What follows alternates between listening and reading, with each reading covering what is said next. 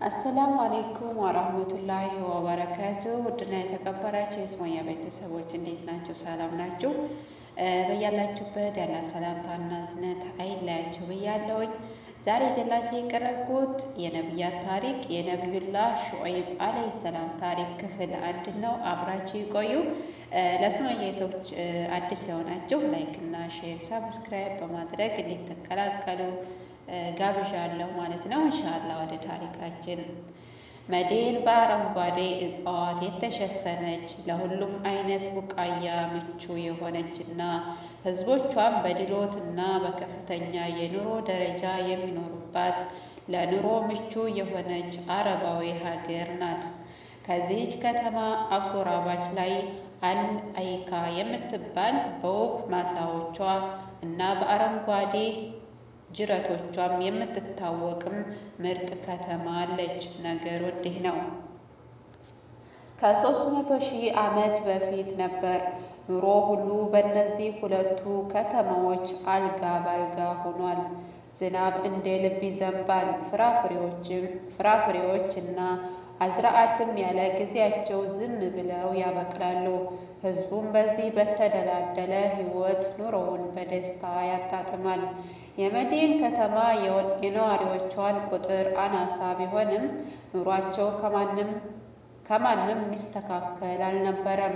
በተለይ የንግድ እንቅስቃሴ በዘመኑ ከየትኛውም ቦታ ይልቅ እዚህች መዲን ከተማ ላይ ድባቡ ይለያል። በዚያ ዘመን ሹዐይብ የሚባል መልካም ሰው በዚህች ሀገር ከነዚያ ሰዎች አብሮ ይኖር ነበር። ሹዐይብ ህዝቦቹንና ሀገሩን እጅጉን የሚወድ ጥንቁቅ ሰው ነው። ምንም እንኳን የመዲን እና የአልአይካ ከተማ ነዋሪዎች በድሎትና በመፈንጠዚያ የሚኖሩ ህዝቦች ቢሆኑም ሹዐይብ ፊት ላይ ግን ሁሌም ሀዘንና ትጋዜ ይነበብበታል። ይህም ሊሆን የቻለው ሹዐይብ ተወልዶ ያደገባት የመዲን ከተማ ነዋሪዎች የተለያዩ ጣዖታትንና የዛፎችን አምላኪ በመሆናቸውና ሲሳይን የሚለግሳቸውን ከጠላት የሚጠብቃቸውም ብሎም ሀገራቸውን የሚባረኩላቸውን እነዚህን ጣዖታት መሆናቸውን ማመናቸው ነው። ለዚህ ነው እንግዲህ የሹዐይብ መተገዝ ምክንያት የሆነው። ህዝቡም በከዋክብት ወደ ተሞላው ሰማይ ተመልክቶ ማን እንዳንጣለለው አያስተነትንም ነበር። ወደ ምድር ተመልክቶ ማን ምድርን ሰንጥቋት ቡቃያን እንደሚያበቅልና ለመኖርም ምቹ አድርጎ እንደዘረጋት አያስተውሉም ነበር። በተጨማሪም የመዲን ህዝቦች በንግዱ ዓለም ከፍተኛ እንቅስቃሴ እንደሚያደርጉ ቢታወቅም በንግድ ላይ ሚዛንን በመስረቅ እጅጉን የተካኑ ህዝቦች ነበሩ። ምንም እንኳን አላህ እነዚህ ህዝቦችን ኑሯቸውን እጅጉን ያመቻቸላቸው ህዝቦች ቢሆኑም ለገንዘብ ያላቸው ስግብግብነት ሚዛን ላይ እንዲያጭበረብሩ አድርጓቸዋል። ከምንም በላይ የሚገርመው ይህ ተግባራቸውን እንደ ነፃነት መገለጫ ይመለከቱት ነበር። ይህንን ጊዜ ነው እንግዲህ አላህ በመካከላቸው የሚገኘውን በመልካም ስነ ምግባር የሚታወቀውን ሹዐይብን ለነሱ በነቢይነት የላከላቸው። ሹዐይብ ንግግሩ የሚማርክ አንደበተ ርቱዕ ሰው ከመሆኑ ባሻገር ስለ አላህ ሲያወራ ደግሞ ልብ ገዝቶ ትኩረትን ይስባል። ሹዐይብ በጌታው ትዕዛዝ መሰረት ጣዖታትን በማውገዝ አምልኮን ለብቸኛው እና ለኃያሉ አላህ ሱብሓነሁ ወተዓላ ብቻ እንዲያደርጉ ህዝቡን መጥራት ጀመረ። በመቀጠልም ህዝቡን በንግዱ ዓለም የሚፈጽሙትን ጸያፍ ተግባር እንዲያቆሙ እና በሀቅ እንዲገበያዩ አስረግጦ መምከር ጀመረ።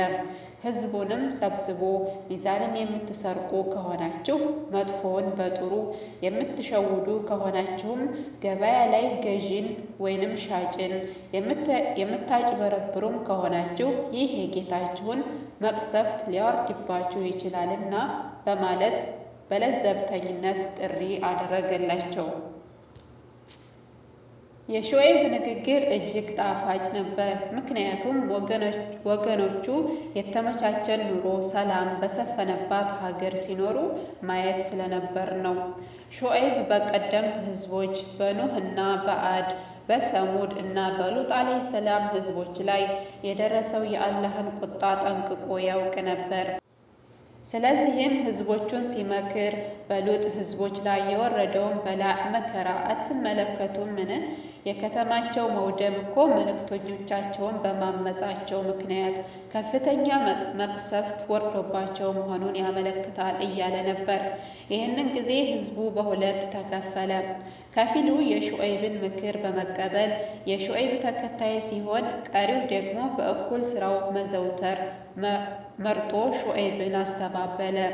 እነዚህም የሹዐይብን መልእክተኝነት ያስተባበሉት ማስተባበላቸው ሳያንሳቸው ሹዐይብንና የሹዐይብን ተከታዮች ባገኙት አጋጣሚ ሁሉ መተናኮል ጀመሩ።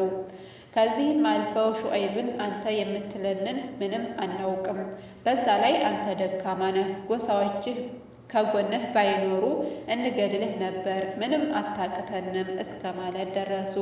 ሹዐይብም እጅግ ስነ ምግባር በተሞላ መልኩ ሕዝቦቼ ሆይ ጎሳዎችን የምትፈሩት